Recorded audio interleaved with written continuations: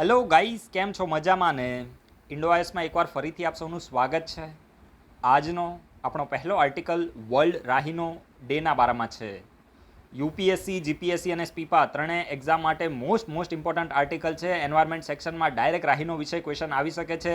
2019ની prelim એક્ઝામમાં યુપીએસસીએ જે one horn રાહીનો છે તો એના વિશે ક્વેશ્ચન પૂછેલો હતો. તો અત્યારે આ વર્લ્ડ રાહીનો ડે ન્યૂઝમાં છે, તો આ ઓપોર્ચ્યુનિટીનો યુઝ કરીને હું તમને રાહીનો વિશે ડિટેલમાં ઇન્ફોર્મેશન આપવાનો છું. સમગ્ર વિશ્વની અંદર રાહીનોની કેટલી પ્રજાતિઓ જોવા મળે છે તેમને એના વિશેની ઇન્ફોર્મેશન હોવી જોઈએ. એના સિવાય જે રાહીનોની વેરિયસ પ્રજાતિ જોવા મળે છે તો એનું આયુષ્યન સ્ટેટસ શું છે, તો ત્યાંથી ડાયરેક્ટ ક્વેશ્ચન બની શકે છે. બરાબર છે, તો હું તમને અત્યારે આ ઓપોર્ચ્યુનિટીનો યુઝ કરીને તમને ડિટેલમાં ઇન્ફોર્મેશન આપવાનો છું. એના પહેલાં તમને એક વસ્તુ એ પણ કહી દઉં કે આજનો વિડીયો તમે પૂરો જોવાની કોશિશ કરજો. આવનારી એક્ઝામમાં, આવનારી કોઈ પણ એક્ઝામ હોય, માની લો કે યુપીએસસી ક્લાસ 1-2, યુપીએસસીની આઈએસ આઈપીએસની એક્ઝામ છે, જીપીએસસી ક્લાસ 1-2 છે, પીઆઈ છે, ડીવાયએસઓ છે, એસટીઆઈ છે, આ બધી એક્ઝામમાં એક એક્ઝામમાં કોઈ પણમાં તમને છે ને આજના વિડીયોમાંથી ક્વેશ્ચન જોવા મળશે. એની મારી ગેરંટી છે. 1 થી 2 ક્વેશ્ચન બની જશે. એમાં સૌથી ઇમ્પોર્ટન્ટ ટોપિક છે આજે બેસલ 3 નોર્મ વિશે આપણે ડિસ્કસ કરવાના છે. હું તમને એકદમ સાદી ભાષામાં લેમેન લેંગ્વેજમાં તમને હું સમજાવીશ કે આ બેસલ 3 નોર્મ શું છે. તમને ઇવન જે યુપીએસસીનું ઇન્ટરવ્યૂ હશે તો ત્યાં સુધી તમને આ કોન્સેપ્ટ હેલ્પફુલ થશે.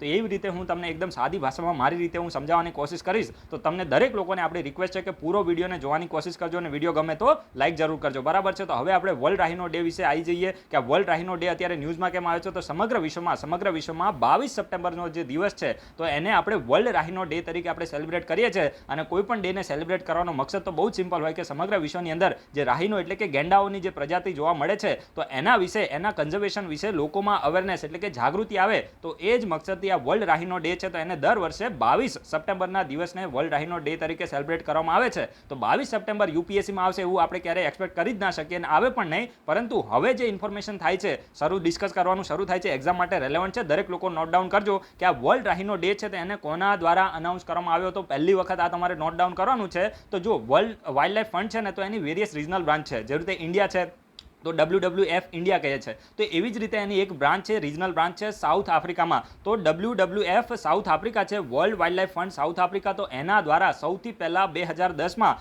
જે 22 સપ્ટેમ્બરનો જે દિવસ છે તો તેને વર્લ્ડ રાહીનો ડે તરીકે અનાઉન્સ કરવામાં આવ્યો. તો યાદ રાખજો, નોટ ડાઉન કરજો. ક્વેશ્ચન બનશે તો અહીંયાથી જ બનશે કે જે વર્લ્ડ રાહીનો ડે છે તો એને કોના દ્વારા અનાઉન્સ કરવામાં આવ્યો હતો. તો WWF સાઉથ આફ્રિકા, તો એના દ્વારા પહેલી વખત 2010માં જે વર્લ્ડ રાહીનો ડે છે તો તેને અનાઉન્સ કરવામાં આવ્યો. તો since then September 22 has been celebrated annually by the government, animal right organization and animal enthusiastic as the world rhino day. એટલે કે ત્યારથી લઈને 2010 થી લઈને દર વર્ષે જે 22 સપ્ટેમ્બરનો જે દિવસ છે તો એને વેરિયસ જે ગવર્મેન્ટ છે, એના સિવાય જે એનિમલ રાઇટ ઓર્ગેનાઇઝેશન છે, જેને આપણે કહીએ ને કે જે એનજીઓ ઓર્ગેનાઇઝેશન માટે કાર્ય કરતા હોય છે, તો એ લોકો અને એનિમલ માટે જે ઉત્સાહી લોકો છે, એન્થુઝિયાસ્ટિક લોકો છે, તો આ લોકો દ્વારા દર વર્ષે જે 22 સપ્ટેમ્બરનો જે દિવસ છે તો તેને વર્લ્ડ રાહીનો ડે તરીકે સેલિબ્રેટ કરવામાં આવે છે. It celebrates the all 5 species. જો સમગ્ર વિશ્વની અંદર જે રાહીનો છે, ગેંડા છે, તો એની 5 પ્રજાતિ જોવા મળે છે. અને 5 પ્રજાતિ કઈ છે? એક તો બ્લેક રાહીનો છે, પછી વ્હાઇટ રાહીનો છે, ગ્રેટર વન હોર્ન રાહીનો આપણી માટે સૌથી વધારે ઇમ્પોર્ટન્ટ છે ભાઈ. નોટ ડાઉન કરજો, યાદ રાખજો. આ જે ગ્રેટર વન હોર્ન રાહીનો છે તો 5 સ્પીસીઝમાંથી ગેંડાની 5 પ્રજાતિ છે,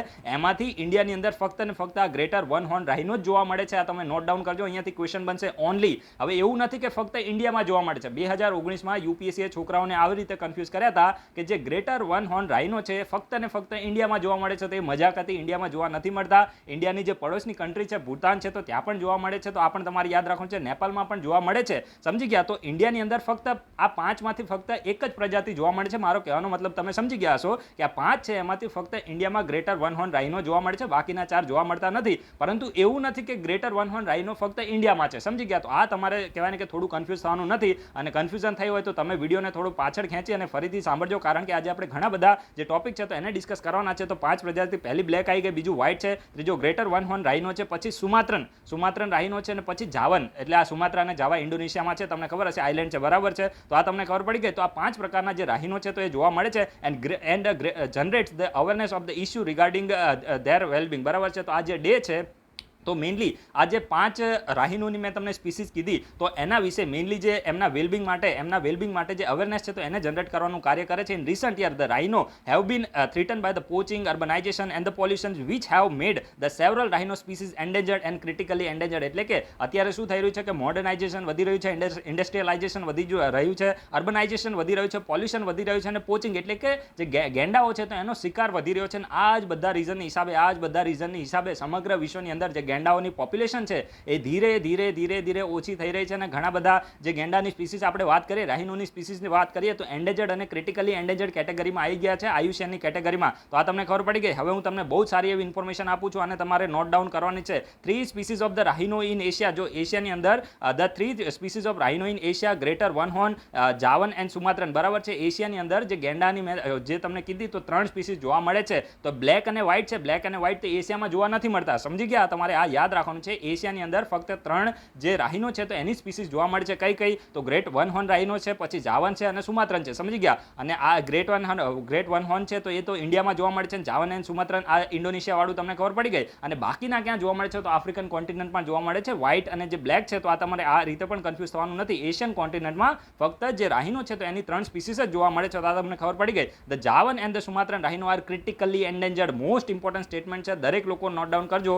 કે જે જાવા અને સુમાત્રાના જે આઇલેન્ડ છે, સોરી, જાવા અને સુમાત્રાના જે રાહિનો છે તો એના એ રાહિનોનું આયુષ્યન સ્ટેટસ શું છે? ક્રિટિકલી એન્ડેન્જર્ડ છે. ખાસ નોટ ડાઉન કરવાનું છે. અને આ great one horn rhino, great one horn rhino જેને આપણે ઇન્ડિયન રાહિનો કહીએ છીએ તો એનું આયુષ્યન સ્ટેટસ વલ્નરેબલ છે. મોસ્ટ ઇમ્પોર્ટન્ટ સ્ટેટમેન્ટ છે. અહીંયાથી ક્વેશ્ચન આવવાની સંભાવના ખૂબ જ વધારે છે. તો આ તમારે ખાસ નોટ ડાઉન કરવાનું છે કે જે ગ્રેટર વન હોર્ન રાહિનો છે તો એનું આયુષ્યન સ્ટેટસ વલ્નરેબલ છે અને જે જાવા અને સુમાત્રાના રાહિનો છે તો એનું આયુષ્યન સ્ટેટસ શું છે? ક્રિટિકલી એન્ડેન્જર્ડ છે. હવે આનું ગુજરાતી તમારે જોઈ લેવાનું છે. આ મને ખબર નથી. They are spread across India, Nepal, Bhutan, Indonesia and Malaysia. ખબર પડી ગઈ? તો આ જે રાહિનો છે તો એ ઇન્ડિયા છે, એના સિવાય નેપાલ છે, ભૂટાન છે, ઇન્ડોનેશિયા છે, મલેશિયા છે તો ત્યાં જોવા મળે છે. 3 જે રાહિનોની સ્પીસીસ કીધી મેં તમને ઉપર, 3 રાહિનોની સ્પીસીસ કીધી. એક તો ગ્રેટર વન હોર્ન રાહિનો છે, જાવા છે અને સુમાત્રા છે. તો આ જે 3 રાહિનોની સ્પીસીસ છે તો મેઇનલી ઇન્ડિયા છે, નેપાલ છે, ભૂટાન છે, ઇન્ડોનેશિયા છે અને મલેશિયા. તો આટલી કન્ટ્રીની અંદર જોવા મળે છે અને આપણે રાહિનો રેન્જ કન્ટ્રી કહીએ છીએ. બાબા નોટ ડાઉન કરજો. રાહિનો રેન્જ કન્ટ્રી, આ જે મેં તમને 5 કન્ટ્રી કીધી તો આને આપણે રાહિનો રેન્જ કન્ટ્રીઝ કહીએ છીએ. બરાબર છે. These countries are also known as the Asian rhino range countries and only great one horn rhino is found in India. ઉપર મેં તમને કીધું ને કે 5 સ્પીસીસ મેં તમને ઉપર કીધી, એમાંથી ફક્ત અને ફક્ત એક જ સ્પીસીસ ઇન્ડિયાની અંદર જોવા મળે છે જેનું નામ છે ગ્રેટ વન હોર્ન રાહિનો. બરાબર છે. એનો મતલબ એ નથી કે ફક્ત ઇન્ડિયામાં જ જોવા મળે છે, નેપાળમાં પણ જોવા મળે છે, ભૂટાનમાં પણ જોવા મળે છે, પરંતુ 5 માંથી ઇન્ડિયાની અંદર ફક્ત એક જ જોવા મળે છે. અમે તમને ફરીથી કહી દીધું છે એટલે કે હવે તમને યાદ રહી જવું જોઈએ અને મને અપેક્ષા છે કે તમને હવે બધાને આ જે ટોપિક છે તો એમાં ખબર પડી ગઈ હશે ને તમને મજા આવી રહી હશે. મજા આવે ને તો વિડીયોને લાઇક કરવાનું જરૂર રાખજો અને ના ગમે તો ડિસલાઇક કરજો, પરંતુ કંઈક તો કરજો. બરાબર છે. યસ્ટરડે 77 લાઇક આવી હતી અને એક માણસે કોઈ ડિસલાઇક કરી હતી. એ માણસને આપણે કહીશું કે ભાઈ તમે થોડું કમેન્ટમાં તમારું જે રીઝન હોય એને કહો. મને ડિસલાઇકથી કોઈ પ્રોબ્લેમ જ નથી, પરંતુ હું ઇમ્પ્રુવમેન્ટ કરવાની કોશિશ કરી શકું. બરાબર છે. તો હું તમને એટલી રિક્વેસ્ટ કરીશ, ડિસલાઇક કરો અને એક નહીં 3 જણા કરો, પરંતુ કહેવાનું કે તમે એટલીસ્ટ રીઝન લખી દો તો હું એમાં ઇમ્પ્રુવમેન્ટ લાવવાની કોશિશ કરીશ. બરાબર છે. હવે ઘણા બધા મેમ્બર્સના એફર્ટ્સથી આપણી ચેનલ ચાલી રહી છે તો એ લોકોના એફર્ટ્સને પણ આપણે રેકગ્નાઇઝ કરીએ છીએ. અને એના પહેલાં હું તમને એક બહુ જ સરસ એવો ક્વેશ્ચન પૂછી લઉં. અત્યારે ડે ન્યૂઝમાં છે ને તો આપણે કોઈ ફાલતુ ડે વિશે ક્વેશ્ચન પૂછવાના નથી. બરાબર છે. પરંતુ એક્ઝામ માટે રેલેવન્ટ ડે હું તમને પૂછું છું અને આ વખતે એ ન્યૂઝમાં પણ રહ્યું છે. તો તમારે આ વિડીયોના કમેન્ટ બોક્સમાં કહેવાનું છે કે ગ્લોબલ ટાઈગર ડે. હવે આ મોસ્ટ ઇમ્પોર્ટન્ટ ડે છે, આ કોઈ ફાલતુ ડે નથી. બરાબર છે. તો ગ્લોબલ ટાઈગર ડે સમગ્ર વિશ્વમાં કયા તારીખે સેલિબ્રેટ કરવામાં આવે છે એ તમારે આ વિડીયોના કમેન્ટ બોક્સમાં કહેવાનું છે. ને આ વર્ષના ગ્લોબલ ટાઈગર ડેની થીમ શું હતી? આને ઇન્ટરનેશનલ ટાઈગર ડે પણ કહેવાય છે. અને આ જે ગ્લોબલ ટાઈગર ડે હોય તો એના જે દિવસે આપણા જે પ્રધાનમંત્રી છે તો એના દ્વારા જે ટાઈગર સેન્સસનો જે રિપોર્ટ છે તો ઇન્ડિયાનો જે 4th એન્યુઅલ ટાઈગર સેન્સસ છે તો એને પબ્લિશ કરવામાં આવ્યો છે. એના વિશે મેં તમને ઘણી વખત આર્ટિકલ ડિસ્કસ કર્યા છે. તો આના વિશે તમારે જે ઇન્ફોર્મેશન આપવાની જરૂર નથી. જે લોકોને બાકી હોય તમે રિવિઝન કરી દેજો. આજે તમારે જસ્ટ આટલું જ કહેવાનું છે કે ગ્લોબલ ટાઈગર ડે એ કઈ તારીખે સેલિબ્રેટ થાય છે અને આ વર્ષના ગ્લોબલ ટાઈગર ડેની થીમ શું હતી? બરાબર છે. મોસ્ટ ઇમ્પોર્ટન્ટ છે. દરેક લોકો આન્સર આપવાનો પ્રયત્ન કરજો. હવે હું નેક્સ્ટ ટોપિક ઉપર જાઉં છું અને એ ટોપિક એક્ઝામ માટે મોસ્ટ રેલેવન્ટ છે. તમે દરેક લોકો એકદમ કહેવાય ને કે પ્રેઝન્ટ થઈને અત્યારે અહીંયા ધ્યાન આપીને તમારે આ ટોપિકને સાંભળવાનો છે. બેસલ 3 નોર્મ અત્યારે ન્યૂઝમાં આવ્યા છે.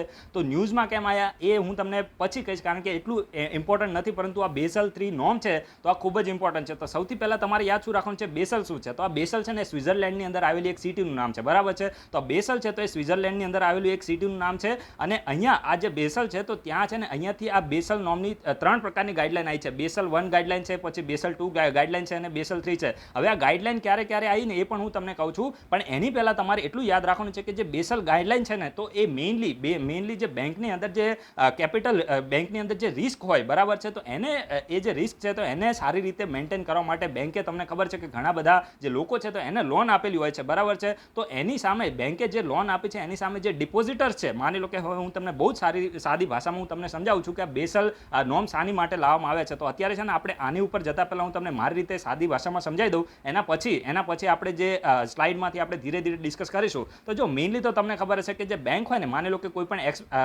આપણે એસબીઆઈનું જ અત્યારે એક્ઝામ્પલ લઈએ છીએ, બરાબર છે. માની લો કે એસબીઆઈ શું કર્યું છે કે 100 કરોડ રૂપિયાથી પ્રમોટરે જે બિઝનેસ છે તો એને શરૂ કરે છે. હું તમને જસ્ટ એક્ઝામ્પલ આપું છું, તમારે આ ટેકનિકલી ઇનકરેક્ટ હોય તો તમારે ખાલી જસ્ટ સમજવાનું છે, આને પછી પ્રેક્ટિકલ લાઈફમાં ઇમ્પ્લિમેન્ટ કરવાનું નથી. માની લો કે એસબીઆઈ 100 કરોડ રૂપિયા લઈને પોતાનો ધંધો શરૂ કર્યો, બરાબર છે, બિઝનેસ શરૂ કર્યો, બેંક એસ્ટાબ્લિશ કરી. પછી આ જે બેંક છે તો એની અંદર જે ડિપોઝિટર્સ છે, બરાબર છે, માની લો કે 1000 ડિપોઝિટર્સ છે અને આ ડિપોઝિટર્સે 1000 કરોડ રૂપિયા છે તો બેંકની અંદર શું કર્યા, ડિપોઝિટ કર્યા. માની લો કે સેવિંગ ડિપોઝિટ હોય, ફિક્સ ડિપોઝિટ હોય, રિકરિંગ ડિપોઝિટ હોય, બરાબર છે. તો લોકોએ 1000 લોકોએ જે બેંક શરૂ થઈ એના પછી 10,000 જે કરોડ, માની લો કે જે 1000 કરોડ રૂપિયા છે તો આ 1000 લોકોએ એની અંદર ઇન્વેસ્ટ કર્યા, બરાબર છે. તો હવે શું થશે, તો બેંક છે તો આ 1000 રૂપિયા બેંકને 1000 કરોડ રૂપિયા બેંકની અંદર આવ્યા, આપણે નંબરને ભૂલી જઈએ, 1000 કરોડ રૂપિયા બેંકની અંદર આવ્યા તો બેંક કંઈ એને પડ્યા નહીં રાખે, બરાબર છે. બેંકને શું કરવાનું છે, આ ડિપોઝિટરને ઇન્ટરેસ્ટ પે કરવાનું છે. અને બેંક ક્યારે ઇન્ટરેસ્ટ પે કરી શકે, જ્યારે બેંકે આ જે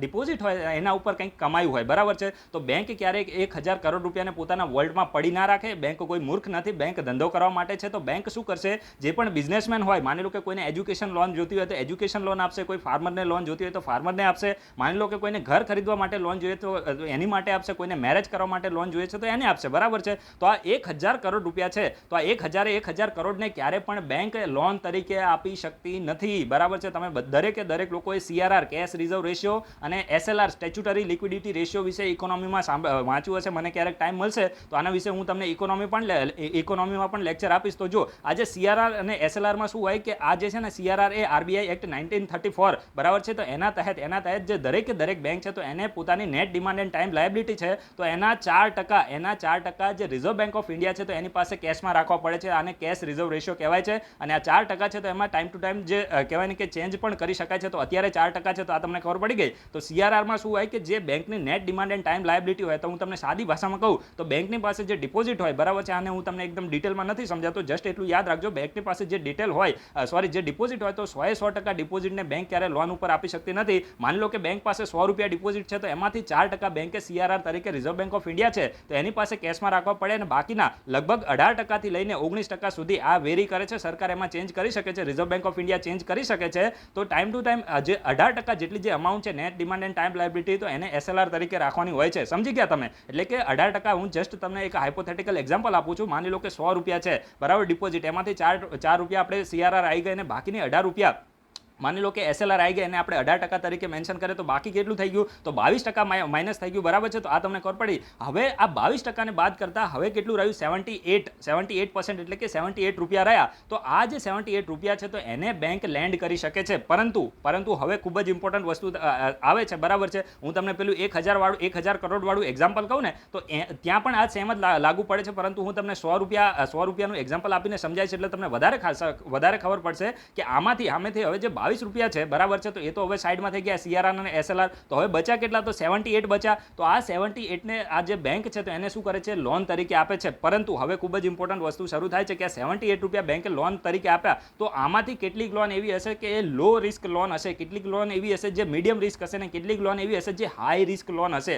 હવે લો રિસ્ક લોન કોને કહેવાય? માની લો કે બેંકે કોઈ હાઉસિંગ સેક્ટરને લોન આપી છે, તો એ હાઉસિંગ સેક્ટરમાં બેંક ક્યારે લોન આપે, જ્યારે એ વ્યક્તિની સામે ઇન્કમ એટલી હોય, બરાબર છે, અને જે બેંક છે તો એને શું કર્યું હોય કે જે પણ વ્યક્તિએ હાઉસિંગ લોન લીધી હોય તો એના ઘરના જે કાગળિયા હોય, દસ્તાવેજ હોય, તો એને બેંકે શું કરાય કે પોતાની પાસે રાખ્યા હોય કે માની લો કે ભવિષ્યની અંદર એ વ્યક્તિ છે તો એ લોનને પરત ના કરે તો બેંક છે તો એનું મકાન વેચીને પોતાના જે નાણાં છે તો એને પાછા લઈ શકે છે. પણ આને લો રિસ્ક લોન કહેવાય. પરંતુ હાઈ રિસ્ક લોન કોને કહેવાય, તો હાઈ રિસ્ક લોનમાં આવે છે એગ્રીકલ્ચર લોન, બરાબર છે, એના સિવાય એજ્યુકેશન લોન. તો આ બધી હાઈ રિસ્ક લોન આવે છે. કોઈ છોકરાએ માની લો કે એજ્યુકેશન લોન લીધી 10 લાખ રૂપિયા, અને પછી પેલી 10 લાખ રૂપિયાની લોન લઈને ભણવા માટે IIM માં ગયો ને ત્યાં જઈને પેલી પારાની પાછળ કહેવાય ને ને કે પારો ને બધા હોય એની પાછળ ફરવા લાગે અને પછી જલસા કરવા લાગે અને પછી નોકરી ધંધો ના મળે, બેરોજગાર થઈ જાય, તો બેંકને શું થાય? તો નુકસાન થઈ જાય. ત્યારે તો એ ભાઈ કહેવાય ને કે ઊંધા રસ્તે ચડી જાય અને પછી પોતાનું ડ્રીમ ભૂલી જાય અને એને નોકરી ના મળે. તો આ કેસની અંદર જે બેંક છે તો એને પૈસા પાછા ના મળે. હું જસ્ટ ખાલી તમને સમજાવવા માટે કહું છું. તો આ હાઈ રિસ્ક લોન કહેવાય, બરાબર છે. ભવિષ્યની અંદર એને નોકરી મળશે નહીં મળે, આ બધું ભવિષ્યની અનસર્ટેનિટીની વાત છે.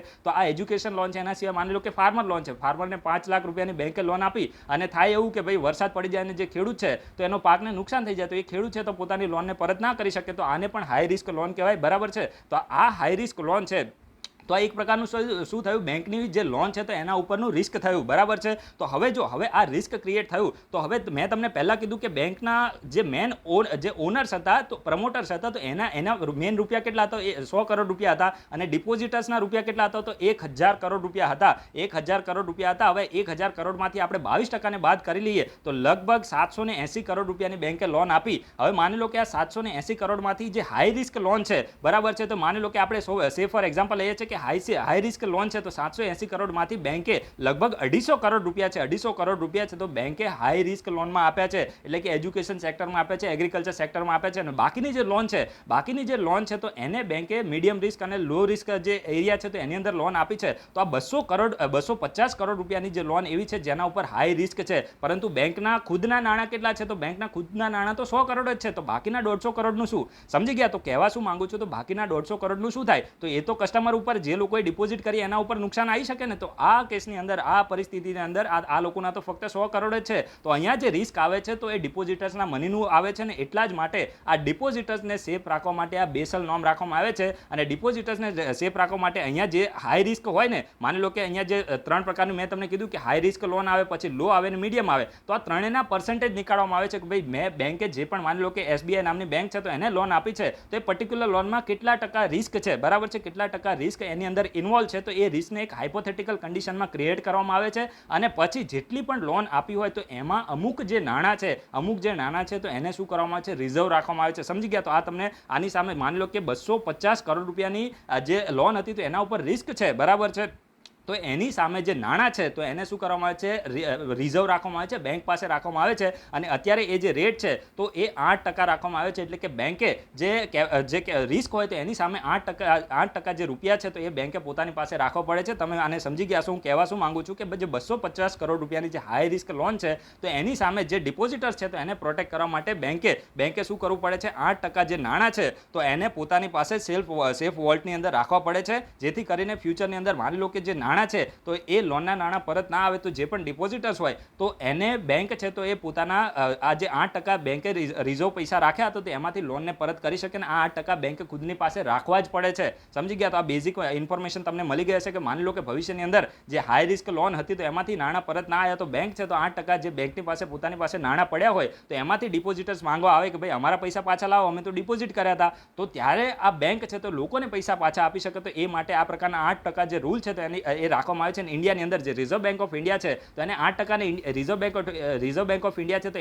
એને 1% આગળ જઈને 9% રાખે છે. એટલે કે જે પણ લોન ઉપર જેટલું રિસ્ક હોય તો એની સામે 9% જે નાણાં છે તો બેંકે પોતાની પાસે રિઝર્વ રાખવા પડશે. તો ઇન્ડિયા તો એક સ્ટેપ આગળ છે. એટલે કે સમગ્ર વૈશ્વિક લેવલે રૂલ 8%નો છે, પરંતુ જે ઇન્ડિયા છે તો એની અંદર 9%નો રૂલ છે. તો આ તમને ખબર પડી ગઈ હશે. મેં મારી રીતે સમજાવવાની કોશિશ કરી છે. હવે હું તમને એકદમ આ જે સ્લાઇડ છે તો એમાંથી પણ સમજાય છે. એટલે તમને સહેજ પણ ડાઉટ રહેવાનો નથી, બરાબર છે. અત્યારે ન્યૂઝમાં કેમ આવ્યું હું તમને પછી કહું છું. તો બેસલ ગાઈડલાઇન શું છે અત્યારે 1 by 1 આપણે ડિસ્કસ કરી છે. Basel guidelines refers to the broad supervisory standards formulated by the group of central bank. સમજી ગયા? હવે જો જે ગ્રુપ ઓફ સેન્ટ્રલ બેંક છે ને એને કહેવામાં આવે છે Bessel committee on banking supervision. યાદ રાખજો, Bessel committee on banking supervision છે તો એને આપણે શું કહીએ છીએ? એને આપણે કહીએ છીએ ગ્રુપ ઓફ સેન્ટ્રલ બેંક કહીએ છીએ. સમજી ગયા? તો Bessel committee on banking supervision છે તો એના દ્વારા જે બેસલ ગાઈડલાઇન છે તો એને ફોર્મ્યુલેટ કરવામાં આવી છે. અને એક પ્રકારે સુપરવાઇઝરી ગાઈડલાઇન છે. સમજી ગયા? એટલે કે બેંકની અંદર એક પ્રકારનું સુપરવિઝન કરવા માટે બેંકની ફાઇનાન્શિયલ સિસ્ટમ શું છે તો એનું સુપરવિઝન કરવા માટે આ પ્રકારની જે ગાઈડલાઇન છે તો એને જે સેન્ટ્રલ બેંકનું ગ્રુપ છે, સેન્ટ્રલ બેંક એટલે સમગ્ર વિશ્વની જેટલી પણ કન્ટ્રી છે તો દરેક કન્ટ્રીની ખુદની સેન્ટ્રલ બેંક હોય તો બધી એક જગ્યાએ એ જે બેંક છે તો એ આવે અને પછી એ લોકો શું કરે? ગાઈડલાઇનને ફોર્મ્યુલેટ કરે. અને એ જ ગાઈડલાઇન સેન્ટ્રલ બેંક દ્વારા એમના ગ્રુપ દ્વારા જે ગાઈડલાઇનને ફોર્મ્યુલેટ કરવામાં આવી છે તો એને બેસલ ગાઈડલાઇન કહેવાય છે. અને બેસલ આનું નામ કેમ પડ્યું? કારણ કે આ જે ગાઈડલાઇન છે તો એ ખાસ કરીને જે બેંક ઓફ ઇન્ટરનેશનલ સેટલમેન્ટ, યાદ રાખજો, બેંક ઓફ ઇન્ટરનેશનલ સેટલમેન્ટ એ કહેવાય ને કે જે સેન્ટ્રલ બેંક છે ને તો એની પણ બેંક કહેવાય છે. સમગ્ર વિશ્વની જેટલી પણ સેન્ટ્રલ બેંક છે તો એની સેન્ટ્રલ બેંક કઈ છે? સેન્ટ્રલ બેંકની સેન્ટ્રલ બેંક છે બ્યુરો ઓફ ઇન્ટરનેશનલ સેટલમેન્ટ. જો અહીંયા ક્યાંક લખ્યું હશે જે બ્યુરો ઓફ ઇન્ટરનેશનલ સેટલમેન્ટ છે તો એ જે સેન્ટ્રલ બેંક છે તો એની પણ બેંક કહેવાય છે સમગ્ર વિશ્વની. સમજી ગયા? અને આ બ્યુરો ઓફ ઇન્ટરનેશનલ સેટલમેન્ટ છે તો આનું મેઇનલી કાર્ય શું છે કે સમગ્ર વિશ્વની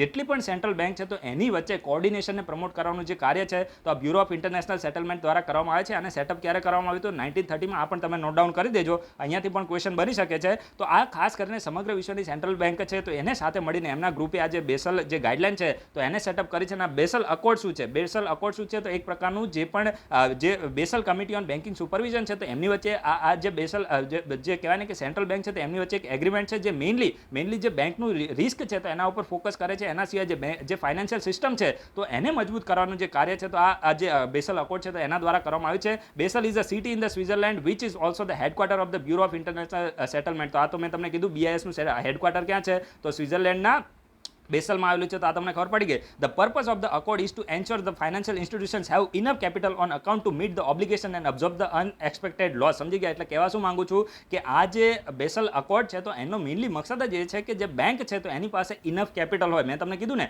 માની લો કે ડિપોઝિટર પૈસા પાછા લેવા માટે આવે પરંતુ બેંકે હાઈ રિસ્ક એરિયામાં લોન આપી અને પછી ત્યાંથી પૈસા પાછા ના આવે તો બેંક શું કરે? લોકોને પૈસા તો પાછા આપવા પડે ને. તો આ કન્ડિશનની અંદર જે બેંક પાસે ઇનફ કેપિટલ હોય અને બેંક પોતાની જે ઓબ્લિગેશન એટલે કે ડિપોઝિટર્સ પ્રત્યે બેંકની જે જવાબદારી છે એક વસ્તુ યાદ રાખજો. 2019માં યુપીએસસી ક્વેશ્ચન પૂછ્યો હતો કે બેંક પાસે જે ડિપોઝિટ હોય તો એને શું કહેવામાં આવે છે? બેંકની એસેટ્સ કહેવામાં આવે છે કે લાયબિલિટી કહેવામાં આવે છે? આ ક્વેશ્ચન યુપીએસસી પૂછ્યો તો યાદ રાખજો, એકદમ કોન્સેપ્ચ્યુઅલ ક્વેશ્ચન યુપીએસસી પૂછે છે કે બેંક પાસે જે ડિપોઝિટ આવે છે whether it is saving deposit, recurring deposit, fix deposit, બરાબર છે? તો આ શું છે? It's whether it is assets of the bank or it is liability of the bank. તો તમારે યાદ રાખવાનું છે કે બેંક પાસે જે ડિપોઝિટ આવે છે ઇટ ઇઝ અ લાયબિલિટી, બરાબર? It is a liability. Say for example I am bank, બરાબર છે? હું એક બેંક છું, બરાબર છે? મારું નામ રાજેન્દ્ર બેંક છે, બરાબર? તમે મારી પાસે 1000 કરોડ રૂપિયા, તમે ખૂબ જ ધનિક છો, તમે મારી પાસે 1000 કરોડ રૂપિયાને જમા કરાયા છે. તો તમે મારી પાસે જમા કરાયા તો તમારી અપેક્ષા શું હશે કે ભાઈ આ રાજેન્દ્ર છે તે મને 10% શું આપે? 1000 કરોડ ઉપર ઇન્ટરેસ્ટ આપે, બરાબર છે? તો હું તમારા 10,000 કરોડ રૂપિયા લઈને બીજી જગ્યાએ લેન્ડ કરી દઉં છું 14%. તો 4% મને શું મળે છે? નફો મળે છે. સમજી ગયા? તો આ તમારે યાદ રાખવાનું છે. તો હવે મારે ભવિષ્યની અંદર શું કરવું પડશે? તમે મને 10,000 કરોડ આપ્યા છે તો મારે તમને પરત કરવા પડશે. મારે તમને ભવિષ્યની અંદર પરત કરવા માટે કરવાના છે. તો અત્યારે આ જે 1000 કરોડ રૂપિયા તમે મને આપ્યા ને એ મારી શું કહેવાય? લાયબિલિટી કહેવાય, મારું દેવું કહેવાય. સમજી ગયા? તો આ જ વસ્તુ તમારે યાદ રાખવાની છે કે બેંક પાસે જે પણ જે સેવિંગ ડિપોઝિટ, ફિક્સ ડિપોઝિટ અને રિકરિંગ ડિપોઝિટ આવે એ બેંકની શું છે? લાયબિલિટી છે. તો આ પણ તમને ખબર પડી ગઈ હશે. તો હવે અત્યારે આપણે મેઇનલી છે ને આ બેસલ જે ક્વેશ્ચન આવ્યો તો એના વિશે મેં તમને ઇન્ફોર્મેશન આપી દીધી છે. હવે આ બેસલની જે ગાઈડલાઇન્સ આવી, બેસલ 1 ગાઈડલાઇન છે, બેસલ 2 ગાઈડલાઇન છે અને બેસલ 3 ગાઈડલાઇન છે. તો આ ગાઈડલાઇન કયા વર્ષમાં આવીને એ તમારે ખાસ નોટ ડાઉન કરવાનું છે. અહીંયાથી પણ ક્વેશ્ચન આવવાનો છે, બરાબર છે? કારણ કે મેચ ધ ફોલોઈંગમાં યુપીએસસી તમને પૂછી શકે છે કે આમાંથી કઈ ગાઈડલાઇન કયા વર્ષમાં આવી હતી. તો જે બેસલ 1 ગાઈડલાઇન છે તો 1988માં આવી હતી. તમારે ખાસ નોટ ડાઉન કરવાનું છે. જે બેસલ 1 ગાઈડલાઇન છે તો 1988માં આવી હતી. Focus almost entirely on the credit risk. It define the capital and the structure of the risk weight of the bank. The minimum capital requirement was fix 8% of the risk weight asset. સમજી ગયા? એટલે મેં તમને પહેલા શું કીધું કે બેંકના હમણાં મેં તમને એક્ઝામ્પલ આપીને કીધું કે 1000 કરોડ રૂપિયામાંથી માની લો કે 220 કરોડ રૂપિયા આપણે બાદ કરી દઈએ તો 780 કરોડ રૂપિયા બેંકે લોન તરીકે આપ્યા. હવે એ 720 કરોડમાંથી કેટલી બેંકની રિસ્ક વેટ હતી, બરાબર છે? એમાં બેંકે વેટ જ આપ્યો. માની લો કે જે લો રિસ્ક અસેટ છે તો એમાં 2% રિસ્ક છે. પછી માની લો કે મીડિયમ છે તો એમાં 3% છે અને હાઈ રિસ્ક અસેટ છે તો એમાં માની લો કે સે ફોર એક્ઝામ્પલ 5% રિસ્ક છે. તો આ બધાનું ટોટલ કેટલું થયું? 10 થઈ ગયા, બરાબર છે? તો આ 10% અસેટ્સ એવી છે, 10% લોન એવી છે જેના ઉપર હાઈ રિસ્ક છે. તો બેંકે જેટલી પણ લોન આપી હોય તો એની સામે જે હાઈ રિસ્ક અસેટ્સ હોય તો એની સામે બેંકે 8% જે નાણાં છે, કેપિટલ છે, તો એને બેંકે પોતાની પાસે મિનિમમ રાખવી જ પડે છે ભવિષ્ય માટે. સમજી ગયા? માની લો કે જે પણ આ હાઈ રિસ્ક લોન હોય એ પાછી ના આવે તો એની સામે 8% બેંક પાસે નાણાં પડ્યા હોય તો ભવિષ્યની અંદર બેંક આ જે નાણાં છે તો એ કસ્ટમર જે પણ ડિપોઝિટર્સ હોય તો એને શું કરી શકે છે? પરત કરી શકે છે. તો મેં તમને પહેલા શું કીધું કે જે બેસલ 1 છે તો મેઇનલી જે ક્રેડિટ રિસ્ક છે, બેંકનું જે ક્રેડિટ રિસ્ક તો એના ઉપર મેઇનલી ફોકસ કરે છે. અને ઇન્ડિયાએ આ જે બેસલ 1 ગાઈડલાઇન છે તો એને 1999માં શું કરી હતી? એડોપ્ટ કરી હતી. તો આ તમે સમજી ગયા છો. એના પછી બેસલ 2 ગાઈડલાઈન આવે છે. બેસલ 2 ગાઈડલાઈન ક્યારે પબ્લિશ કરવામાં આવી હતી? તો 2004માં પબ્લિશ કરવામાં આવી હતી. અને આ જે બેસલ 2 ગાઈડલાઈન છે તો મેઇનલી 3 પેરામીટર ઉપર મેઇનલી ફોકસ કરે છે. ધ બેંક શુડ મેન્ટેન, આમાં જે પહેલો જે પેરામીટર છે તો bank should maintain a minimum capital adequacy requirement of the 8% of the risk assets. તો આ તો પહેલા પણ હતું કે જેટલી પણ રિસ્ક અસેટ હોય તો એની સામે 8% જે બેંકે પોતાની પાસે જે કેપિટલ છે તો એને રાખવી પડે છે. તો આ મેં તમને પહેલા પણ કીધું. એના પછી the bank were needed to develop and use the better risk management technique in monitor and managing all the three type of the risk, that is the credit and increase the disclosure requirement. The three type of risk are operational risk, material risk and capital risk. એટલે કે જો બેંકની અંદર total છે ને 3 પ્રકારના risk હોય, બરાબર છે. એક છે ઓપરેશનલ છે, પછી મટીરિયલ છે અને કેપિટલ રિસ્ક. તો આ ત્રણેય પ્રકારના જે રિસ્ક છે તો એને મોનિટર કરવા માટે અને મેનેજ કરવા માટે જે બેંક છે તો એને શું કરવું જોઈએ? ઇફેક્ટિવ જે ટેકનોલોજી છે તો એનો યુઝ કરવો જોઈએ અને આ જે રિસ્ક છે તો એને મેનેજ કરવું જોઈએ. એના પછી જે ત્રીજું જે પેરામીટર છે, the bank need to mandatory disclose there risk exposure to the bank. હવે આ મેન્ડેટરી વર્ડ છે, બરાબર છે. જે પણ બેંક છે, માની લો કે પંજાબ નેશનલ બેંક છે, દેના બેંક છે, એના પછી SBI છે, તો દરેક બેંકે પોતાની જે લોન આપી તો એમાં રિસ્ક કેટલું છે તો એ જે રિસ્ક છે તો એને ડિસ્ક્લોઝ કરવું જોઈએ સેન્ટ્રલ બેંક સામે. સમજી ગયા? એટલે કે જે રિઝર્વ બેંક ઓફ ઇન્ડિયા છે એવી રીતે દરેક કન્ટ્રીની જે પણ બેંક છે તો એને પોતાની જે સેન્ટ્રલ બેંક છે તો એની સામે પોતાના જે લોન છે તો એની સામેનું જે રિસ્ક છે તો એને શું કરવું જોઈએ? ડિસ્ક્લોઝ કરવું જોઈએ. અને બેસલ 3 ની આપણે વાત કરીએ, આ બેસલ 2 પતી ગયું, બરાબર છે. એના બેસલ 2 ક્યારે આવ્યું? 2004માં. અને પછી આવે છે બેસલ 3 ગાઈડલાઈન. અને આ બેસલ 3 ગાઈડલાઈન છે તો 2010માં આવે છે. અને તમને ખબર છે કે 2008ની અંદર સબપ્રાઇમ ક્રાઇસિસ થઈ હતી, બરાબર છે. આને આપણે ઇન્ટરનેશનલ ફાઇનાન્શિયલ ક્રાઇસિસ તરીકે પણ આને ઓળખીએ છીએ. તો 2008માં સબપ્રાઇમ ક્રાઇસિસ થઈ તો એના પછી આ જે બેસલ 3 ગાઈડલાઈન છે તો એને પબ્લિશ કરવામાં આવી હતી. અને Basel 3 norms aims at making the most banking activities such as their trading book activities more capital intensive. એટલે કે જે બેંકની જે એક્ટિવિટી છે તો એને મોર કેપિટલ ઇન્ટેન્સિવ બનાવવા માટે આ જે બેસલ 3 ગાઈડલાઈન છે તો મેઇનલી કાર્ય કરે છે. The guideline aim to promote the more resilient banking systems by focusing on 4 vital banking parameters viz capital, leverage, funding and liquidity. એટલે કે 4 બેંકના જે પેરામીટર છે, વાઇટલ પેરામીટર છે, કેપિટલ છે, લિવરેજ છે, ફંડિંગ અને લિક્વિડિટી. તો આ 4 પેરામીટર ઉપર મેઇન ફોકસ કરીને જે બેંકની જે રેઝિલિયન્સ છે, રેઝિલિયન્ટ એટલે શું થાય કે રિસ્ક સામે ટકી રહેવાની શક્તિ, બરાબર છે. રિસ્ક સામે ટકી રહેવાની જે શક્તિ હોય તો બેંકની જે રિસ્ક સામે ટકી રહેવાની જે શક્તિ છે તો રેઝિલિયન્ટને પ્રમોટ કરવા માટે આ જે બેસલ 3 ગાઈડલાઈન છે તો મેઇનલી લાવવામાં આવી હતી. અને આ કેપિટલ બેંકની અંદર જે બેંકને વધુ કેપિટલ ઇન્ટેન્સિવ કરવા માટે આ જે બેસલ 3 ગાઈડલાઈન છે તો લાવવામાં આવી હતી. એક્ઝામ માટે ખૂબ જ રેલેવન્ટ હતું. મેં મારો બેસ્ટ ટ્રાય કર્યો છે કે હું તમને બહુ જ એકદમ સાદી ભાષામાં સમજાવવાની કોશિશ કરું, બરાબર છે. તેમ છતાં તમને કોઈ પણ પ્રકારનો ડાઉટ હોય તો તમે પૂછી શકો છો આ વિડીયોના કમેન્ટ બોક્સમાં. અને જ્યારે મને ટાઈમ મળી જશે, જો આમાં કેવું છે કે અત્યારે છે ને ઘણા બધા લોકો આન્સર આપી રહ્યા છે, પરંતુ એટલા બધા લોકો આન્સર આપે છે ને અત્યારે થોડું કામ મારે વધી ગયું છે, એના હિસાબથી પર્સનલી હું તમને દરેક લોકોને રિપ્લાય આપતો નથી, પરંતુ તમારા જે પણ આન્સર આપવામાં આવે છે દરેક લોકોને હું કન્સિડર કરું છું, બરાબર છે. તો તમે દરેક લોકો આન્સર આપવાનો પ્રયત્ન કરજો. જેમ મારું કહેવાય ને કે થોડું આપણે થઈ જશે, બરાબર છે. એટલે દરેક લોકોને આપણે પર્સનલી આન્સર આપીએ છીએ, તમને ખબર છે, બરાબર છે. તો દરેક લોકો આન્સર આપવાનો પ્રયત્ન કરજો. અત્યારે મેં તમને બેસલ વિશે એકદમ ડિટેલમાં આન્સર આપવાનો પ્રયત્ન કર્યો છે. હવે હું આની સાથે લિંક કરીને બહુ જ સારો એવો તમને ક્વેશ્ચન પૂછી લઉં છું અને તમારે દરેક લોકો એનો આન્સર આપવાનો છે. તો તમે પ્રોમ્પ્ટ કરેક્ટિવ એક્શન ફ્રેમવર્ક આના વિશે તમે સાંભળ્યું હશે. ઘણી વખત ન્યૂઝમાં રહેતું હોય છે કે ભાઈ આ પ્રોમ્પ્ટ કરેક્ટિવ એક્શન ફ્રેમવર્ક તહેત આ જે બેંક છે તો એને લાવવામાં આવી છે. તો આ વિડીયોના કમેન્ટ બોક્સમાં કહેવાનું છે કે આ પ્રોમ્પ્ટ કરેક્ટિવ એક્શન ફ્રેમવર્કનો કોના દ્વારા યુઝ કરવામાં આવે છે? બહુ જ સિમ્પલ છે, દરેક લોકોને ખબર જ હશે પ્રિપેરેશન કરતા હોય એને કોના દ્વારા યુઝ કરવામાં આવે છે. બીજી વસ્તુ એ છે આને ક્યારે યુઝ કરવામાં આવે છે અને સૌથી પહેલા આ પ્રોમ્પ્ટ કરેક્ટિવ એક્શન ફ્રેમવર્કનો ક્યારે યુઝ કરવામાં આવ્યો હતો, એટલે તમારે વર્ષ લખવાનું છે, સમજી ગયા? તો આ બહુ જ એક્ઝામ માટે રેલેવન્ટ છે. તમને ઇન્ટરવ્યુમાં પણ ડાયરેક્ટ પૂછાઈ જાય કે ભાઈ તમે હવે UPSC GPSC ની તૈયારી કરો છો, બોલો તો પ્રોમ્પ્ટ કરેક્ટિવ એક્શન એટલે ફ્રેમવર્ક શું છે? તો તમને ત્યારે ખબર હોવી જોઈએ. તો આપણે શું કરવાનું છે? આ પણ બેન્કિંગ રેગ્યુલેશન માટે જ છે, બરાબર છે. અને કોના દ્વારા યુઝ કરવામાં આવે છે તમે આના વિશે થોડું સર્ચ કરશો એટલે તમને ઓટોમેટિક ઇન્ફોર્મેશન મળી જશે. તો દરેક લોકો આટલા તમારા તરફથી એફર્ટ્સ લગાવવાની કોશિશ કરો. જે લોકોના એફર્ટ્સથી આપણી ચેનલ ચાલે છે, અત્યારે જો કેટલી મિનિટથી આપણે બોલીએ છીએ, અત્યારે આપણે 28 મિનિટ થઈ ગઈ છે અને હજુ આપણે 6 ટોપિક કેટલા ડિસ્કસ કરવાના બાકી છે. તો જે લોકોના એફર્ટ્સથી હું આ 28 મિનિટ બોલવા માટે મોટિવેટ થયો છું ને હજુ પણ 20 મિનિટ બોલવાનું છે, તો એ લોકોના નામને આપણે રેકગ્નાઇઝ કરી દઈએ, જેને હું એક ફ્યુચર IAS અને IPS તરીકે ડેઝિગ્નેટ કરું છું. અને આવા જે મેમ્બર છે તમને બીજી કોઈ ચેનલમાં નહીં જોવા મળે. આ આપણી ગેરંટી છે. યુટ્યુબને પણ એમ થતું હશે કે ભાઈ આટલા બધા સિન્સિયર લોકો ક્યાંથી આવ્યા છે. ખરેખર કહું છું કે આપણી ચેનલમાં જે લોકો આન્સર આપી રહ્યા છે, એક પણ ફાલતુ કમેન્ટ આવતી નથી. જે પણ વાત થાય છે એકદમ ટુ ધ પોઈન્ટ વાત થાય છે ને આ એક તમારી ખૂબ જ પોઝિટિવ સાઇન છે અને તમે લાઈફમાં આનો તમને ખૂબ જ એડવાન્ટેજ થશે. તો જે લોકો આન્સર આપે છે, રીધમ પટેલ છે, એના પછી જયદીપ મહિદા છે, ગૌતમ મકવાણા છે, હિરલ વી છે, જિગીસા સલાઈયા છે, શાંતિ ઓડેદરા છે, હિના ગોસ્વામી, રાફિયા વાજા, અંકિત પરમાર, અનિત પટેલ, નિસર્ગ રાવલિયા છે, ભૂમિ ડગારા, ભૂમિકા મહેરિયા, રવિ રાઠોડ, પારસ મોઢવાડિયા, ABCDEF, હવે આમનું નામ ખબર નથી, આમને આવી રીતે લખ્યું છે તો આપણે એ જ યુઝ કરીશું. એના પછી આરજી પટેલ છે, ઉર્વિશ ભુવા, સુકૃતિ રાઠવા, પ્રિયા મદાકે, ભૂમિ મેરાની, રુચિન પટેલ, મોહિની પરમાર. આ મોહિની સાથે સારો એવો ક્વેશ્ચન લિંક થાય છે. દરેક લોકો થોડું રિવિઝન કરી દો કે આ મોહિની છે ને, તો આની સાથે હું લિંક કરું છું.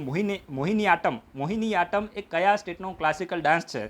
જે લોકોને ખબર હોય દરેક લોકો આન્સર આપે. પછી કોમલ જોશી છે, માનસી વ્યાસ છે, ચિંતન મહેતા છે, ભાવેશ પરમાર, સેજલ ઠાકોર, કીર્તિ જાદવ, વિરલ પ્રજાપતિ, સુનિલ કુમાર, વિજય વાલા, સૂરજ ગોસાઈ અને મોનિલ પટેલ. તો આ બધા આપણા રિસ્પેક્ટેડ મેમ્બર એટલા બધા લોકોએ આન્સર આપ્યા છે કે જેથી કરીને હું ખુદ મોટિવેટ થયો છું કે ભાઈ હજુ આપણે છે ને 28 મિનિટથી વધારે થોડું બોલવું પડે તો પણ આપણે બોલવા માટે તૈયાર છે. પરંતુ શરત એટલી કે તમારે પાર્ટિસિપેટ કરવાનું છે. તમે જેટલું પાર્ટિસિપેટ કરશો એટલી મને મજા આવશે. એના પછી જે નેક્સ્ટ આર્ટિકલ છે તો તે સ્પેશિયલ રિપોર્ટ ઓન સસ્ટેનેબલ રિકવરીના બારામાં છે. એક લાઇનમાં હું તમને કહી દઉં, આવનારી કોઈ પણ એક્ઝામમાં જો ક્વેશ્ચન આવશે તો અહીંયાથી જ આવશે કે special report on sustainable recovery આ કોના દ્વારા રિલીઝ કરવામાં આવ્યું છે. તો તમારે ખાલી હસતા હસતા એટલું કહી દેવાનું છે કે ઇન્ટરનેશનલ એનર્જી એજન્સીએ આપણું જે નીતિ આયોગ છે એની સાથે કોલેબોરેશન કરીને આ જે special report on sustainable recovery છે તો એને શું કર્યું છે? પબ્લિશ કર્યું છે. બસ અહીંયાથી જ ક્વેશ્ચન આવશે, બાકીનો કોઈ ક્વેશ્ચન બનવાનો નથી. હવે જે વાત થશે મોટી મોટી વાત થશે, પરંતુ હું તમને લાસ્ટમાં આ ઇન્ટરનેશનલ એનર્જી એજન્સી છે તો એના વિશે થોડી ઇન્ફોર્મેશન આપવાનો છું કે ભાઈ આ છે તો એને કોના તત્વાધાનમાં સેટઅપ કરવામાં આવ્યું છે, ક્યારે સેટઅપ કરવામાં આવ્યું છે. યુપીએસસીએ ઇન્ટરનેશનલ એનર્જી એજન્સી વિશે ક્વેશ્ચન પૂછેલો છે, પ્રીવિયસ યરમાં તમે જોઈને દેખી લેજો. બરાબર છે. તો હવે આપણે એના વિશે પણ થોડી ડિસ્કશન કરી લઈએ કે આ સ્પેશિયલ રિપોર્ટ શું છે. બરાબર છે. તો જો against the backdrop of the ongoing COVID-19 crisis, the international energy agency in collaboration with the NITI Aayog presented a special report on the sustainable recovery on 18th September 2020. એટલે કે 18 સપ્ટેમ્બર 2020ના દિવસે યાદ રાખવાનું નથી. જે ઇન્ટરનેશનલ એનર્જી એજન્સી છે તો એને નીતિ આયોગ સાથે કોલાબોરેશન કરીને જે special report on sustainable recovery છે તો એને પબ્લિશ કર્યું છે. Part of the international energy agency most important statement છે. જો ઇન્ટરનેશનલ એનર્જી એજન્સી દ્વારા જે વર્લ્ડ એનર્જી આઉટલુક રિલીઝ કરવામાં આવે છે, યુપીએસસીએ ક્વેશ્ચન પૂછેલો છે.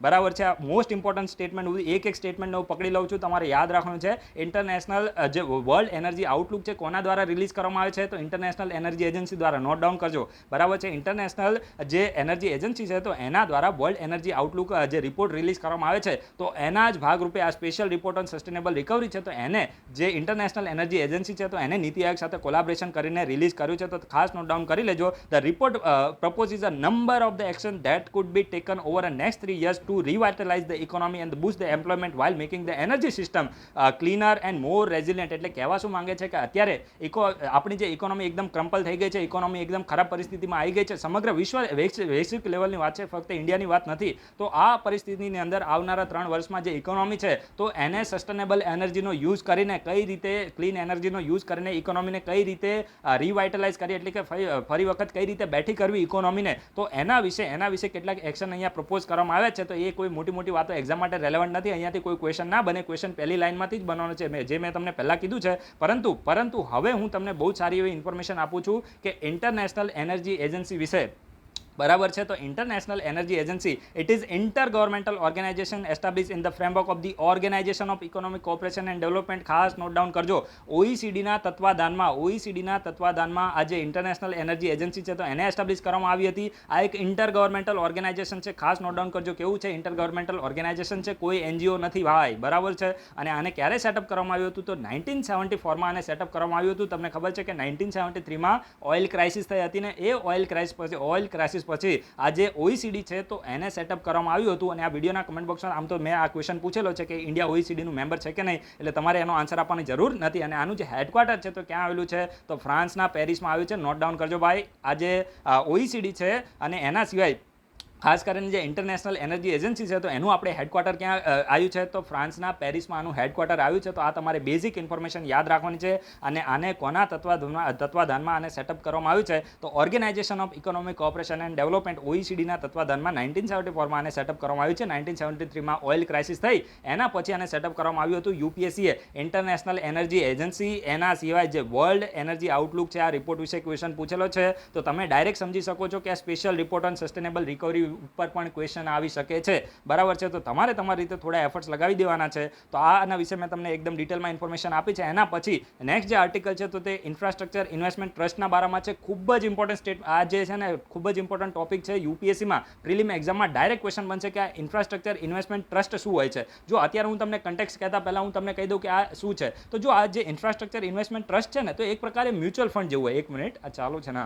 તો ઇન્ફ્રાસ્ટ્રક્ચર ઇન્વેસ્ટમેન્ટ ટ્રસ્ટ હોય ને તો એક મ્યુચ્યુઅલ ફંડ જેવું હોય. હવે જો હું તમને પહેલાં તો કોમર્સનું મારું બેકગ્રાઉન્ડ છે એટલે હું તમને બહુ સાદી ભાષામાં સમજાવીશ કે મ્યુચ્યુઅલ ફંડ શું હોય, બરાબર છે. તમે ઘણી વખત સાંભળ્યું હશે કે મ્યુચ્યુઅલ ફંડમાં રોકાણ કરો, પણ શું છે, બરાબર. તો મ્યુચ્યુઅલ ફંડ શું હોય કે માની લો કે એક આપણે 3 લોકો છે, હું છું, તમે છો અને બીજો એક ઝેડ નામનો વ્યક્તિ છે, બરાબર. એક્સ વાય ઝેડ નામના 3 વ્યક્તિ છે. ચલો, તો આ 3 વ્યક્તિ પાસે આ એક એક્સ નામનો વ્યક્તિ છે ને તો એની પાસે માની લો કે શેર માર્કેટનું નોલેજ નથી. વાય નામનો વ્યક્તિ છે તો એની પાસે શેર માર્કેટનું થોડું નોલેજ છે અને ઝેડ નામનો વ્યક્તિ છે એની પાસે તો કશું નોલેજ છે જ નહીં, બરાબર છે. પરંતુ આ જે એક્સ નામનો વ્યક્તિ છે તો એની પાસે માની લો કે એક્સ નામનો વ્યક્તિ છે તો એની પાસે શેર માર્કેટનું થોડું નોલેજ કહેવાય ને કે એક્સ માર્કેટનું નોલેજ શેર માર્કેટનું એક્સ નામના વ્યક્તિ પાસે નોલેજ છે જ નહીં. વાય નામના વ્યક્તિ પાસે જે શેર માર્કેટ છે તો એનું નોલેજ છે. હવે જો થોડી સ્લીપ ઓફ ટંગ થાય તો ચલાવી લેજો, કારણ કે મારે થોડું લેટ પણ થતું હોય છે એટલે થોડું હું સ્પીડમાં બોલીશ એટલે ક્યારેક આવું થાય. આપણે કોઈ રોબોટ નથી, બરાબર છે, પણ તમારે જસ્ટ સમજવાનું છે કોન્સેપ્ટને, બરાબર છે. એક્સ નામના વ્યક્તિ પાસે શેર માર્કેટનું નોલેજ નથી, વાય નામના વ્યક્તિ પાસે થોડું છે અને ઝેડ નામના વ્યક્તિ પાસે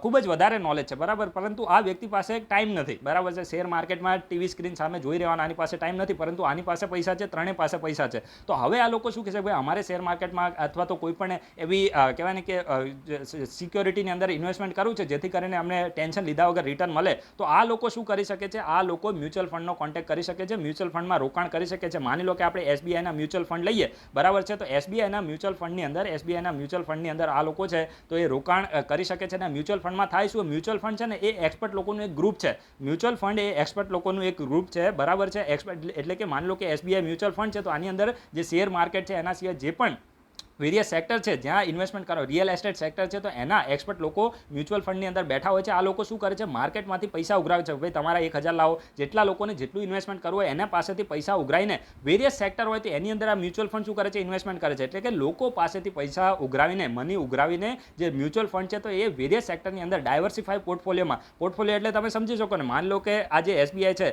તો એને થોડું ઇન્વેસ્ટમેન્ટ લોકો પાસેથી માની લો કે 1000 કરોડ રૂપિયા લીધા તો એને થોડું ઇન્વેસ્ટમેન્ટ છે માની લો કે ઇક્વિટીમાં કર્યું, થોડું ઇન્વેસ્ટમેન્ટ પ્રેફરન્સ શેરમાં કર્યું, થોડું ઇન્વેસ્ટમેન્ટ ડિબેન્ચરમાં કર્યું, થોડું ઇન્વેસ્ટમેન્ટ ગોલ્ડમાં કર્યું, થોડું ઇન્વેસ્ટમેન્ટ છે તો એને રિયલ એસ્ટેટ સેક્ટરમાં કર્યું. તો વેરિયસ સેક્ટરની અંદર જે મ્યુચ્યુઅલ ફંડ છે તો એ શું કરે છે, ઇન્વેસ્ટમેન્ટ કરે છે જેથી કરીને જે એનો પોર્ટફોલિયો છે તો ડાયવર્સિફાઈ થઈ જાય. સમજી ગયા? માની લો કે શેરના ભાવ ઘટી ગયા પરંતુ ગોલ્ડના ભાવ વધી ગયા તો શું થાય કે રિસ્ક છે તો થોડું મેન્ટેન થઈ જાય. સમજી ગયા? મારો કહેવાનો મતલબ શું થાય કે માની લો કે તમે 1000 કરોડ રૂપિયા તમારી પાસે 1000 કરોડ રૂપિયા પડ્યા હોય તમે 1000 ને એક જ જગ્યાએ લગાવી દો અને માની લો કે ભવિષ્યની અંદર એ જે શેર છે તો એના ભાવ ડાઉન થઈ ગયા તો તમને શું થાય, નુકસાન થઈ જાય ને. પરંતુ આ જે 1000 કરોડને તમે અલગ અલગ જગ્યાએ ડાયવર્સિફાઈ વેમાં ઇન્વેસ્ટ કર્યા હોય તો માની લો કે એક સેક્ટર છે તો એની માર્કેટ ડાઉન થાય તો બીજા સેક્ટરની માર્કેટ વધી જાય તો તમારો જે રિસ્ક છે તો એ શું થઈ જાય, મેન્ટેન થઈ જાય. તમારું નુકસાન છે તો ઇક્વિવેલન્ટ થઈ જાય. તો આ જ વસ્તુ તમને હું અત્યારે સમજાવવા માંગુ છું કે જે મ્યુચ્યુઅલ ફંડ છે તો એક્સપર્ટ લોકોનું ગ્રુપ છે. લોકો પાસેથી નાણાં ઉઘરાવીને માર્કેટના વેરિયસ સેક્ટરની અંદર શું કરે છે, ઇન્વેસ્ટમેન્ટ કરે છે જેથી કરીને પછી ભવિષ્યની અંદર જે પણ રિટર્ન આવે તો એ લોકો સાથે શું કરે છે, ડિસ્ટ્રીબ્યુટ કરે છે. આ જ એકદમ સિમ્પલ ડેફિનેશન છે મ્યુચ્યુઅલ ફંડની. પહેલાં મેં તમને સમજાવ્યું, તમારે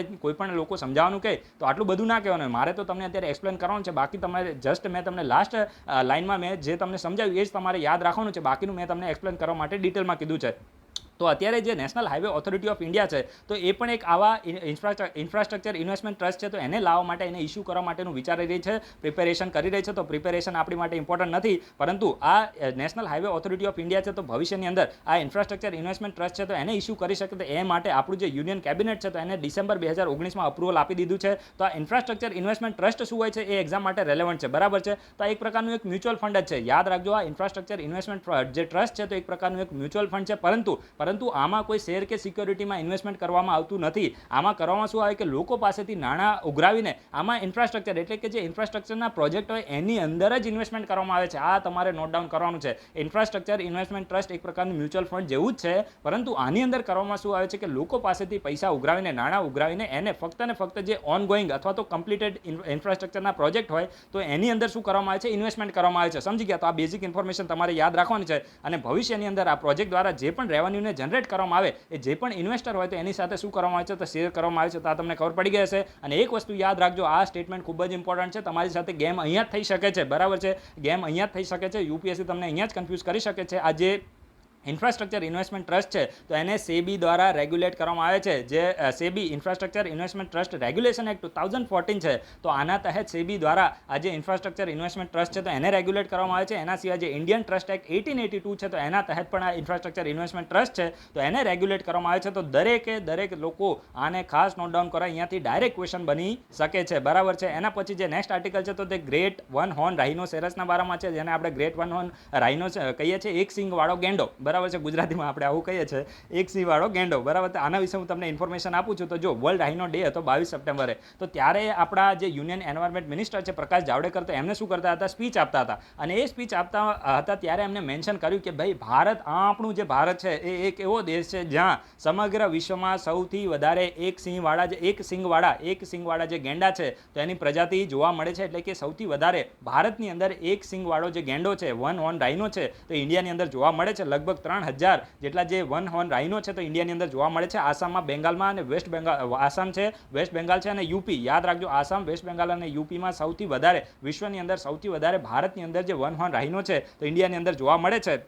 તો એન્વાયરમેન્ટ મિનિસ્ટ્રી લોન્ચ, હવે યાદ રાખજો આ ખૂબ જ ઇમ્પોર્ટન્ટ છે, આપણી જે યુનિયન એન્વાયરમેન્ટ મિનિસ્ટ્રી છે તો તેને નેશનલ રાઇનો કન્ઝર્વેશન સ્ટ્રેટેજીને લોન્ચ કરી હતી લાસ્ટ યર. હવે લાસ્ટ યર લોન્ચ કરીને એટલે એક્ઝામ માટે રેલેવન્ટ થાય છે. યુપીએસસી કરંટ અને કન્ટેમ્પરરી અફેર્સમાં બંનેમાંથી ક્વેશ્ચન પૂછે છે.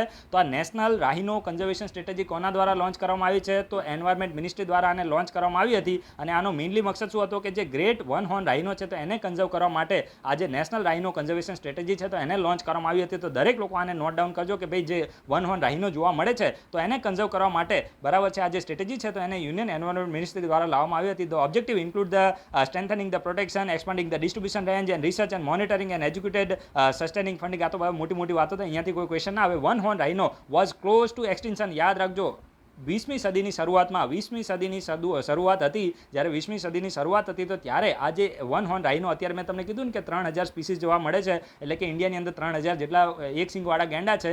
તો 20મી સદીની શરૂઆતમાં આ ગેંડા છે ને લુપ્ત થવાની આરે હતા. ફક્ત 200 જ એની સંખ્યા રહી હતી, લુપ્ત થવાની આરે હતા. પરંતુ સરકાર દ્વારા એટલા સારા એફર્ટ્સ લગાવવામાં આવ્યા કે અત્યારે એની જે સંખ્યા છે તો ખૂબ જ વધી ગઈ છે. એક વસ્તુ યાદ રાખજો, મેં તમને આમ તો ઉપર કીધું જ છે કે આયુષ્યન છે તો એની અંદર જે વન હોર્ન રાઇનો છે તો એ વલ્નરેબલ કેટેગરીમાં આવે છે. કઈ કેટેગરીમાં? વલ્નરેબલ કેટેગરીમાં આવે છે, નોટ ડાઉન કરી લેજો. એના પછી જે નેક્સ્ટ આર્ટિકલ છે, લેટ મી વોટર, મને થોડું પાણી પીવું પડશે.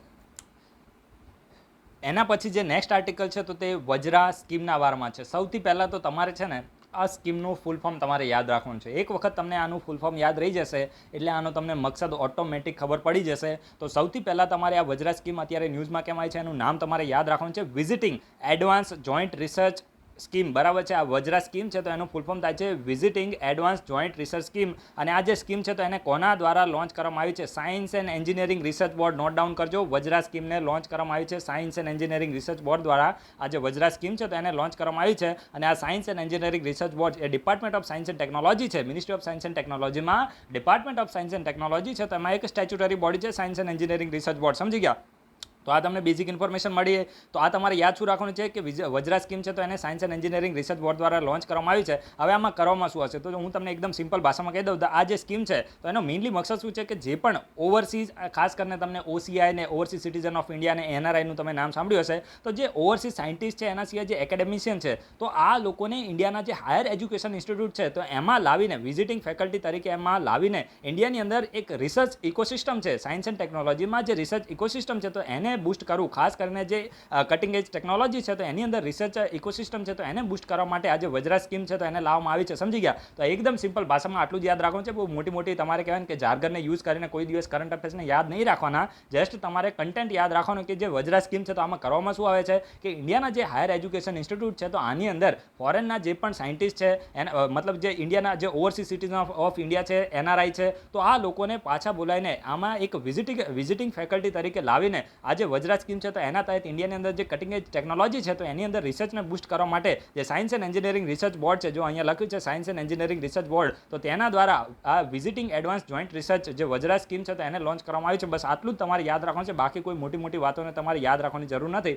જેટલું તમે સિમ્પ્લિફાઈડ કરીને યાદ રાખશો, બરાબર છે. જો આમાં શું થાય, મેં તમને પહેલાં પણ કીધું છે કે અંદર કંઈક લખ્યું, પરંતુ હું તમને જ્યારે પણ એક્સપ્લેન કરતો હોઉં તો એને મારી એકદમ સાદી ભાષામાં હું કહેવાય ને કે વિડીયોને બનાવવાની કોશિશ કરું છું, જેથી કરીને જાર્ગનને યુઝ કરે તો લોકો પછી શું થાય કે ઇન્ટેલેક્ચ્યુઅલ લેવલ વધારે પડતું થઈ જાય ને પછી શશી થરૂર જેવું થાય કે ભાઈ બોલતા શું હોય લોકોને ખબર ના પડે. તો એના કરતાં તો કહેવાય ને કે દેશી ભાષા બોલી પરંતુ વધારે લોકો સુધી આપણે પહોંચી શકીએ, એ જ આપણો મકસદ હોય છે. એટલા માટે હું ક્યારેક એકદમ સિમ્પલ ભાષાનો યુઝ કરીને પણ વિડીયોને બનાવવાની કોશિશ કરું છું, જેથી કરીને આપણા જે ગામડાના વિદ્યાર્થીઓ પણ, મારા ખાસ કરીને કહેવાય ને કે જે લોકો ગામડાથી પણ બિલોંગ કરતા હોય અને એ લોકો પણ યુપીએસસી જીપીએસસીની તૈયારી કરી શકે, તો એ માટે હું એકદમ સાદી એવી ભાષા યુઝ કરીને, હવે ગામડાના લોકો એટલે એવું ના હોય કે એ લોકોને પેલું સારી ભાષા ના આવડતી, એ લોકો પણ ઇન્ટેલિજન્ટ હોય, પણ કહેવાનો મતલબ એ છે કે આપણે સાદી ભાષાનો યુઝ કરીને વિડીયોને બનાવવાની કોશિશ કરીએ છીએ, બરાબર છે. એના પછી જે નેક્સ્ટ આર્ટિકલ છે તો અભ્યાસના બારામાં છે, ખૂબ જ ઇમ્પોર્ટન્ટ છે. યાદ રાખજો, અભ્યાસ વિશે જીપીએસસીએ ક્વેશ્ચન પૂછેલો છે.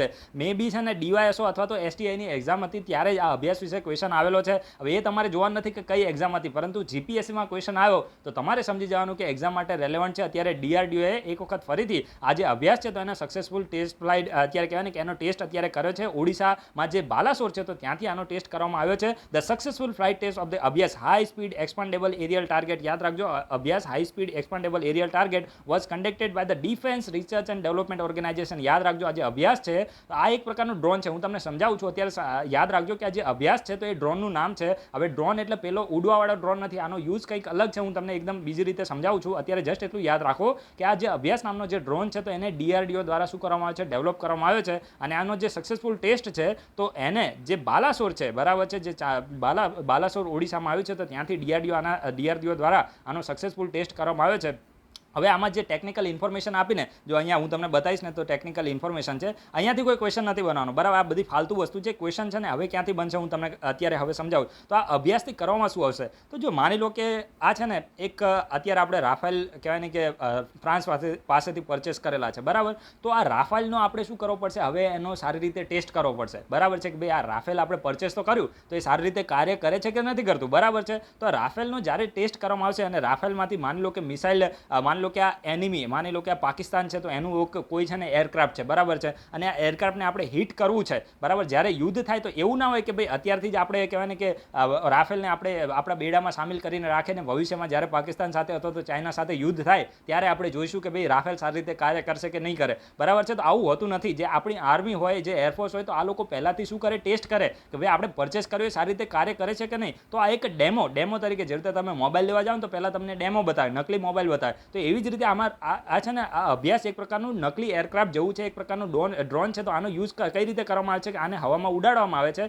પછી આ રાફેલ દ્વારા આને શું કરવામાં આવે છે, આ અભ્યાસ ઉપર અટેક કરવામાં આવે છે, સમજી ગયા. તો આ જ બેઝિક યાદ રાખવાની છે તમારે કે અભ્યાસમાં મેઇનલી કરવામાં શું આવે છે, એક પ્રકારનું ડ્રોન છે ને આને એક ટાર્ગેટ તરીકે યુઝ કરવામાં આવે છે. જે પણ મિસાઇલ છે અથવા તો એરક્રાફ્ટ આપણું જે હોય તો એનો ટેસ્ટ કરવા માટે અભ્યાસનો યુઝ કરવામાં આવે છે કે ભવિષ્યની અંદર આપણે યુદ્ધની અંદર આપણે એરક્રાફ્ટ છે, મિસાઇલને યુઝ કરીશું તો એ એક્યુરેટલી કામ કરશે કે નહીં કરે. તો એનો અભ્યાસ આ અભ્યાસ દ્વારા કરવામાં આવે છે, સમજી ગયા. તો આ અભ્યાસનું નામ જ એ રીતે રાખવામાં આવે છે, એક પ્રકારની લર્નિંગ, કે ભવિષ્યની અંદર યુદ્ધ થાય તો આપણી મિસાઇલ એકદમ પ્રોપર જગ્યાએ હિટ કરે છે કે નથી કરતી. તો આ જ વસ્તુ આ અભ્યાસ દ્વારા જોવામાં આવે છે. અને અભ્યાસની અંદર સારા એવા સેન્સર પણ લગાવેલા હોય છે કે ભાઈ આ મિસાઇલ આપણે રફાલમાંથી કહેવાય ને કે છોડીશું તો એ કેટલી સ્પીડમાં, મેં તમને મેક નંબર કીધું છે, બરાબર છે, સ્પીડ ઓફ સાઉન્ડને એ બધું મેં તમને સમજાવેલું છે કે સ્પીડ ઓફ સાઉન્ડની બરાબર હોય તો એને આપણે એક મેક નંબર આપીએ છીએ. અને પછી એમાં સબસોનિક આવે છે, સુપરસોનિક આવે છે, હાઇપરસોનિક આવે છે, ટ્રાન્સસોનિક આવે છે, બરાબર છે. ટ્રાન્સસોનિક કોને કહેવાય, તો ઇક્વલ ટુ 1 હોય એને ટ્રાન્સસોનિક કહેવાય, બરાબર છે. પછી સબસોનિક કહેવાય, કોને કહેવાય, તો સબસોનિક ખાસ કરીને 1 થી ઓછું હોય તો એને સબસોનિક કહેવાય. પછી 1 થી વધુ અને 5 થી ઓછું હોય તો એને આપણે સુપરસોનિક કહીએ છીએ.